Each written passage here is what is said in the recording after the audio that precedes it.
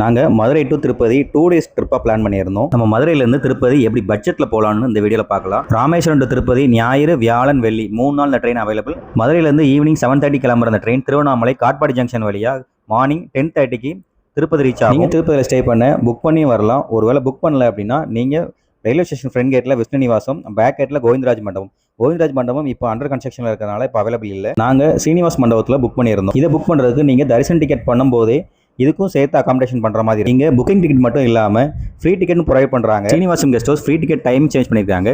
இதுக்கு முன்னே night 12 o'clock இந்த டிக்கெட் கொடுத்துக்கிட்டு இருந்தாங்க. இப்போ மதியம் 1:30 அதை மாற்றிருக்காங்க. இதுக்கு முன்னே இங்கே ஃப்ரீ டிக்கெட் வாங்கினவங்க இந்த டைமிங் நோட் பண்ணிக்கோங்க. Tirupati to Tirumala bus, car, jeep இதெல்லாம் அவைலபிள் இருக்குது. பஸ்ஸில் ஒரு பர்சனுக்கு 90 rupees சார்ஜ் பண்ணுறாங்க. கீழேருந்து மேலே போகிற டைமிங் 40 to 45 minutes ஆகும். இந்த டிராவலில் சைட் சீன் பார்க்குறதுக்கு அவ்வளோ அழகாக இருக்குன்னே சொல்லலாம். நீங்கள் திருமலை பஸ் ஸ்டாண்ட் ரீச் ஆனதும் பஸ் ஸ்டாண்ட்லேருந்து ஃப்ரீ பஸ்ஸஸ் நிறையா ப்ரொவைட் பண்ணுறாங்க. நீங்கள் அதை யூஸ் பண்ணி 300 கவுண்டர், ஃப்ரீ கவுண்டர் எங்கே வேணாலுமே நீங்கள் அதை ஃப்ரீயாகவே யூஸ் பண்ணிக்கலாம். நீங்கள் 300 ஸ்பெஷல் தரிசனம் புக் பண்ணியிருந்தீங்கன்னா 2 to 3 மணி நேரத்தில் சாமியை பார்க்குற மாதிரி இருக்கும். ஃப்ரீ தரிசனம்னா 6 to 7 hours பார்க்கலாம். திருப்பதிக்கு போகிற இல்லை போக பிளான் பண்ணுற உங்கள் ஃப்ரெண்ட்ஸுக்கு இந்த வீடியோ ஷேர் பண்ணுங்கள். மதுரை சம்மந்தப்பட்ட அப்டேட்டுக்கு நம்ம சேனல் லைக் பண்ணி ஃபாலோ பண்ணிக்கங்க.